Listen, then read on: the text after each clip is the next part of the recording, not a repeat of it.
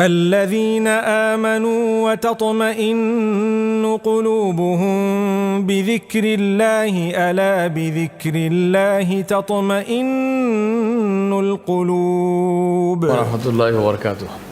إن الحمد لله والصلاة والسلام على رسول الله وبعد. Be a tiger with this first slide, which is how to fail. Because failure is never an accident. Failure doesn't happen. Failure is the result of effort. Failure is the result of doing a lot of things. And if you are somebody who would like to fail, then you have, I think, maybe about 10 minutes more of this presentation, and then you can go home, because then you are already, you have already arrived. Then you don't have to listen to the entire lecture. Very important, first thing to do with regard to how to fail is don't have a goal. So how many people here have a written down goal with a timeline on it?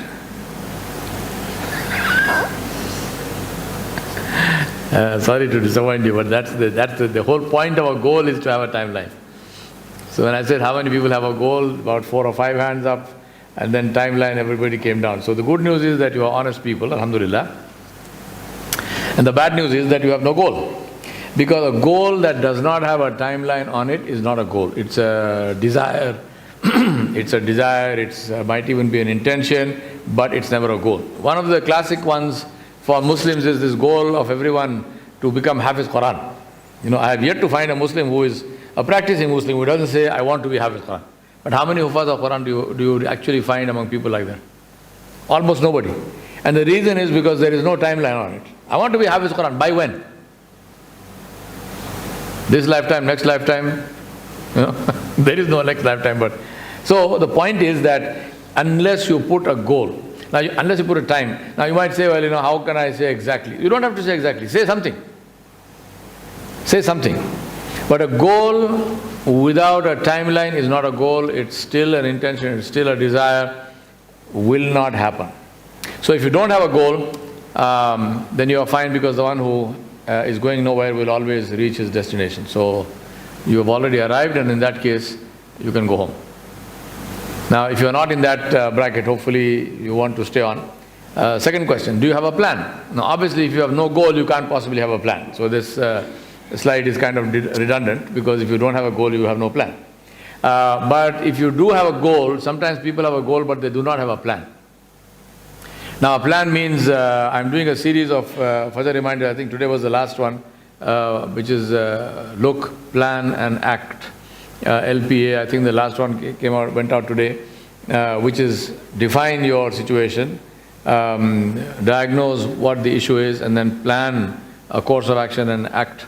So a plan is very important, because without a plan, once again the same issue, nice goal even with a timeline, but you really do not know how to get there, you do not know what resources you need, you do not know what kind of knowledge you need, you do not know what kind of people you need to support you, because most goals which are worthy of doing, except probably memorization or something, you can't do on your own.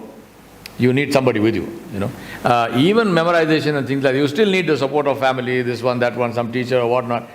So most worthy goals require supporters, require helpers, require people who will be with us. And if you do not have a plan, you have no clue about any of these things.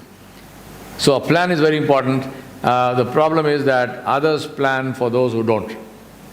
The Muslim Ummah collectively today is in this situation. Everyone else is writing our destiny. What is going to happen to us, what will happen to us, what good, what bad, somebody else is deciding for us on our behalf, for no reason except the fact that we have not made a plan for ourselves. We have no clue where we are going. We have no plan how to get there.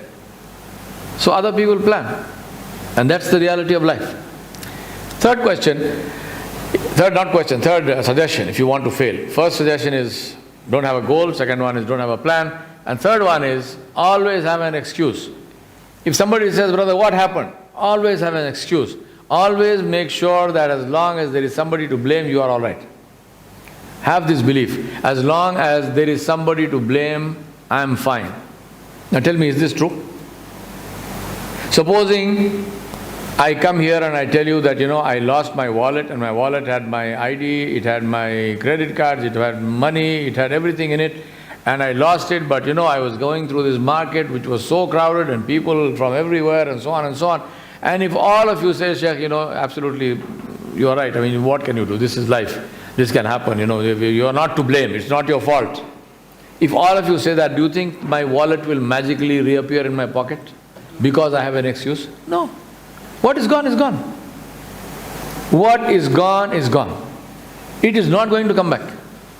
No matter how many excuses, no matter who I want to blame, no matter how many people accept that excuse, unfortunately we are brought up wrong.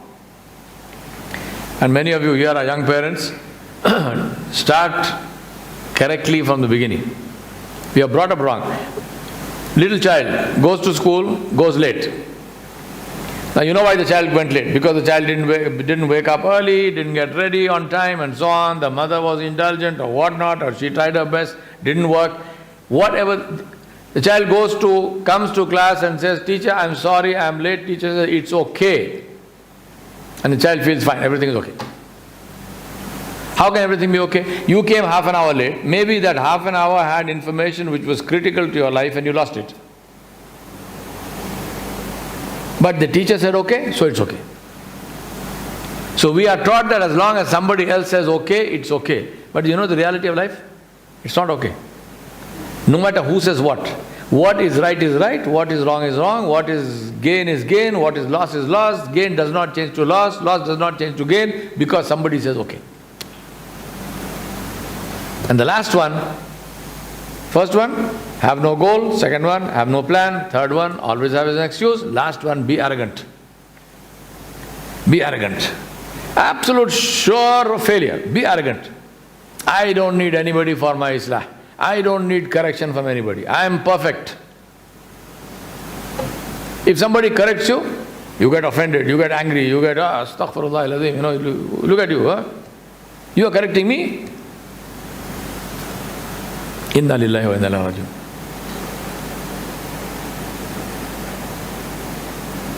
Umar ibn al-Khattab radiallahu anhu is going somewhere, in the masjid, he's walking, he sees a man is making dua. And he says, Ya Allah Rabbal Alameen, make me among the Khalil, make me among the few. Now who is Umar ibn al-Khattab radiallahu anhu? He is the Khalifatul Muslimin, Amirul Mu'mineen, he is the Imam of the people, he is one of the biggest, if not the biggest alim of the time. He is a mujtahid. So Umar ibn al-Khattab radiallahu anhu, and it was his nature. He never allowed things to simply happen. So he always asked questions. He asked the man, who taught you to make this dua? What is this dua you're making? I never heard this dua. Make me among the few. What is this few? The man said, Ya Amirul Mu'mineen, Allah subhanahu wa ta'ala always mentioned few people when He mentioned good things. Allah subhanahu wa ta'ala said, Khalilam ma tashkurun. Only a few are grateful. Allah subhanahu wa ta'ala said, Khullatum min al-awwalin. Few from among the muqarrabun. Allah subhanahu wa ta'ala said, Khalilum min al-awwalin. What is it? No, not Khalil. Khullatum min al-awwalin wa Khalil min al-akhirin. So Allah subhanahu wa ta'ala said, few people, lot of them from the awwalin, but Khalilum min al-akhirin, from the people coming later, only Khalil, only few will be among the muqarrabun of Allah subhanahu wa ta'ala. And so forth. What is Umar ibn al-Khattab radiallahu anhu's reaction? I'm talking about not having arrogance.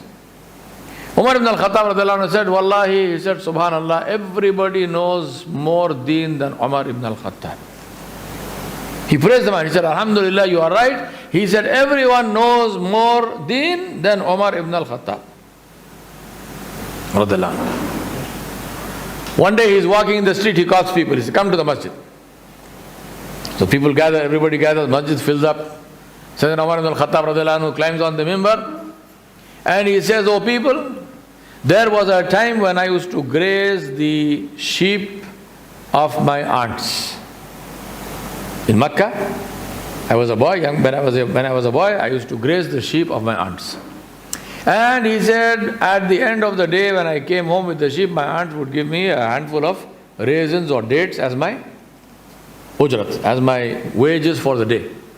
And he says, once in a while, one of the sheep would stray, I would get lost, maybe I was sleeping or something, and I would come back and report to my aunt that this one sheep is lost, and my aunt would say, you are not even fit to graze sheep. Says, you are so useless, you are not even fit to graze sheep. That's it, his khutbah finished. People left. Now right in the front was one of the greatest of the Sahaba, Abdurrahman ibn Auf radiallahu anhu. Very good and close friend of Umar ibn al-Khattab radiallahu anhu. One of the Ashar Mubashara, like Umar ibn al-Khattab radiallahu anhu. So when everybody left, Abdurrahman ibn Auf said, what was the point of this khutbah? He said, why did you make this khutbah? All you did was, you stood on the mimbar and you made yourself dalil before people. What was the point of that? See, this is the value of a friend. He did not simply say, oh, mashallah, very good. No, he said, I don't understand. What was the need for this khutbah? Why did you say this? Umar ibn al-Khattab radiallahu anhu says, I was coming down the road when my nafs tells me, Ya Umar, you are Amirul Mu'mineen. Ya Umar, you are the leader of the believers. So I had to punish my nafs.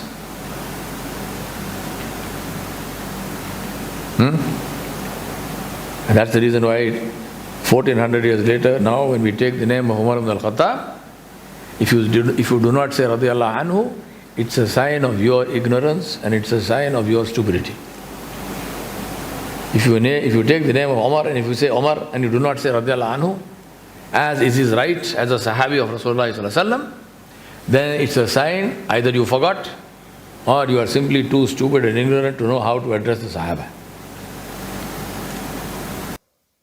الذين آمنوا وتطمئن قلوبهم بذكر الله ألا بذكر الله تطمئن القلوب